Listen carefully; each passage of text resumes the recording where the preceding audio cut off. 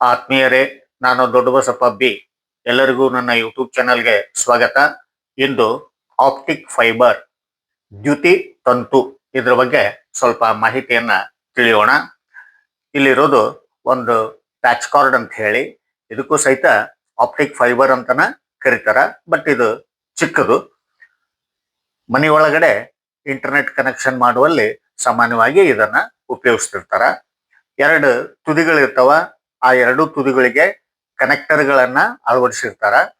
ನಾನಿಲ್ಲಿ ಒಂದು ತುದಿಗೆ ಮಾತ್ರ ಕನೆಕ್ಟರ್ ಅನ್ನ ಅಳವಡಿಸಿಕೊಂಡಿದ್ದೇನೆ, ಮತ್ತೊಂದು ತುದಿಯನ್ನ ಹಾಗೆಯೇ ಬಿಟ್ಟಿದ್ದೇನೆ ತಮಗೆ ತೋರಿಸ್ಲಿಕ್ಕೆ. ಇಲ್ಲೇನು ನಿಮಗ ತುದಿಯಲ್ಲಿ ಕಾಣಿಸ್ತದ, ಇದಕ್ಕ ನಾವೇನಂತೀವಿ ದ್ಯುತಿ ತಂತು ಅಥವಾ ಆಪ್ಟಿಕ್ ಫೈಬರ್ ಅಂತ ಕರಿತೀವಿ. ಇದು ಸಿಲಿಕಾ ಗ್ಲಾಸ್ ನಿಂದ ಆಗಿರ್ತೈತೆ. ಇದೇನು ವಯರಿನ ಹಾಗೆ ನಮಗ್ ಕಾಣಿಸ್ತಾ ಇದೆ. ಇದರಲ್ಲಿ ಯಾವುದೇ ರೀತಿಯ ವಾಹಕ ತಂತಿ ಅಂದ್ರೆ ತಾಮ್ರದ ತಂತಿ ಆಗ್ಲಿ ಅಲ್ಯೂಮಿನಿಯಂ ತಂತಿ ಆಗ್ಲಿ ಇರೋದಿಲ್ಲ. ಈ ಒಂದು ದ್ಯುತಿ ತಂತು ಅಥವಾ ಆಪ್ಟಿಕ್ ಫೈಬರ್ ಅನ್ನ ನಾವು ಕೋರ್ ಅಂತ ಕರಿತೀವಿ. ಇದರ ಮೇಲ್ಗಡೆ ಮತ್ತೊಂದು ಹೊದಿಕೆ ಇರ್ತೈತೆ, ಕ್ಲಾಡಿಂಗ್ ಅಂತ ಕರಿತೀವಿ. ಇದ್ರ ಮೇಲ್ಗಡೆ ಹಲವಾರು ಪದರಿನ ಹೊದಿಕೆಗಳು ಇರ್ತಾವ. ಅಂದ್ರೆ ಈ ಒಂದು ಆಪ್ಟಿಕ್ ಫೈಬರ್ಗೆ, ದ್ಯುತಿ ತಂತುವಿಗೆ ಯಾವುದೇ ರೀತಿಯ ಹಾನಿ ಆಗಬಾರದು ಅಂತ ಹೇಳಿ ಈ ರೀತಿಯ ಒಂದು ವ್ಯವಸ್ಥೆಯನ್ನ ಮಾಡ್ಕೊಂಡಿರ್ತಾರ. ಆಮೇಲೆ ಇಲ್ಲೊಂದು ದೊಡ್ಡ ಕೇಬಲ್ ಅನ್ನು ಸಹಿತ ನಾನು ಇಟ್ಟಿದ್ದೇನೆ. ಮನೆಯ ಹೊರಗಡೆ ಇರತಕ್ಕಂತಹ ಕೇಬಲ್ ಇದು. ಇದರಲ್ಲಿ ಅನೇಕ ಆಪ್ಟಿಕ್ ಫೈಬರ್ಗಳು ಇರ್ತಾವ. ಇಲ್ಲಿ ನಾನು ಆ ಎಲ್ಲ ಎಳೆಗಳನ್ನ ಬಿಡಿಸಿ ಇಟ್ಟಿದ್ದೇನೆ. ಈ ಒಂದು ಕೇಬಲ್ ನಲ್ಲಿ 4 ಈ ದ್ಯುತಿ ತಂತುಗಳನ್ನ ತಾವು ಕಾಣಬಹುದು. ಕೆಲವು ಕೇಬಲ್ಗಳಲ್ಲಿ 8 ದ್ಯುತಿ ತಂತುಗಳು ಇರ್ತಾವ. ಇನ್ನು ಕೆಲವು ಕೇಬಲ್ಗಳಲ್ಲಿ 12 ದ್ಯುತಿ ತಂತುಗಳು ಇರ್ತಾವ. ಹೀಗೆ ಹಲವಾರು ದ್ಯುತಿ ತಂತುಗಳನ್ನ ಈ ಕೇಬಲ್ ಹೊಂದಿರ್ತೈತೆ. ಎಸ್, ಇದಕ್ಕ ಆಪ್ಟಿಕ್ ಫೈಬರ್ ಲೇಸರ್ ಟಾರ್ಚ್ ಅಂತನ ಕರಿತೀವಿ. ಸಾಮಾನ್ಯವಾಗಿ ಇದನ್ನ ಕೇಬಲ್ ಆಪರೇಟರ್ಗಳು ಯೂಸ್ ಮಾಡ್ತಿರ್ತಾರ.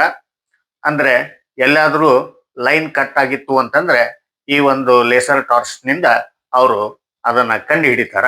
ಸುಮಾರು 1 ಕಿಲೋಮೀಟರ್ ವರೆಗೂ ಈ ಲೇಸರ್ ಟಾರ್ಚಿನ ಬೆಳಕು ಈ ಕೇಬಲಿನ ಮೂಲಕ ಹಾಯ್ತದ. ನಾನಿಲ್ಲಿ ಈ ಒಂದು ಕನೆಕ್ಟರ್ಗೆ ಈ ಲೇಸರ್ ಟಾರ್ಚ್ ಅನ್ನ ಅಳವಡಿಸಿ ಅದ್ರ ಮೂಲಕ ಬೆಳಕನ್ನ ಹಾಯಿಸ್ತೇನೆ. ಇದು ಇಷ್ಟು ಸುತ್ತುವರೆದಿದ್ರೂ ಸಹಿತ ಬೆಳಕು ಇದ್ರ ಮೂಲಕ ಚಲಿಸಿ ತುದಿಯಲ್ಲಿ ಬರುವುದನ್ನ ತಾವು ಗಮನಿಸಿ ಸ್ನೇಹಿತರೆ.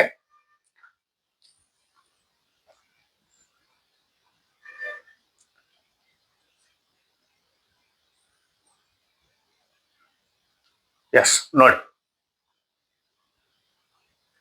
ಲೇಸರ್ ಬೆಳಕು ಈ ಒಂದು ಕೇಬಲಿನ ಮೂಲಕ ಹಾದು ಸುತ್ತೋರ್ದು ತುದಿಯಲ್ಲಿ ಹೊರಗಡೆ ಬರ್ಲಿಕ್ಕತ್ತದ.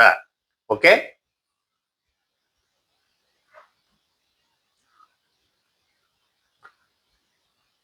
ಆಮೇಲೆ ಈ ಒಂದು ಲೇಸರ್ ಟಾರ್ಚ್ನ ಬಟನ್ ಅಲ್ಲಿ ಬ್ಲಿಂಕ್ ಆಗ್ತಕ್ಕಂತ ಒಂದು ಅಡ್ಜಸ್ಟ್ಮೆಂಟ್ನು ಅದ.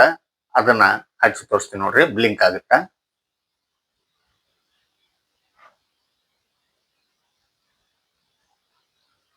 ಎಸ್, ನೋಡಿದ್ರಲ್ಲ ಸ್ನೇಹಿತರೆ. ಸಾಗರಗಳಲ್ಲಿ ಇಂತಹ ಬಹಳಷ್ಟು ಕೇಬಲ್ಗಳನ್ನ ಹಾಕಿರ್ತಾರ. ಅಗದಿ ಫಾಸ್ಟ್ ಆಗಿ ಈ ಲೇಸರ್ ಬೆಳಕಿನ ಮೂಲಕ ಮಾಹಿತಿ ರವಾನೆ ಆಗ್ತದ, ಪ್ರಸರಣ ಆಗ್ತದ.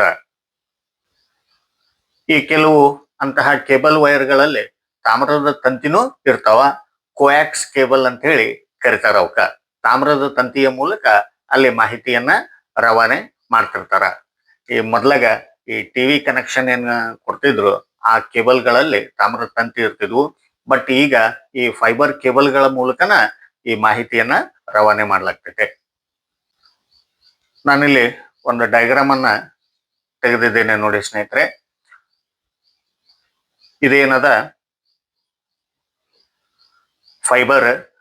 ಈ ಫೈಬರಿನ ಮೇಲೆ ಆಪ್ಟಿಕ್ ಫೈಬರ್ ಅಂತ ಕರಿತೀವಿ.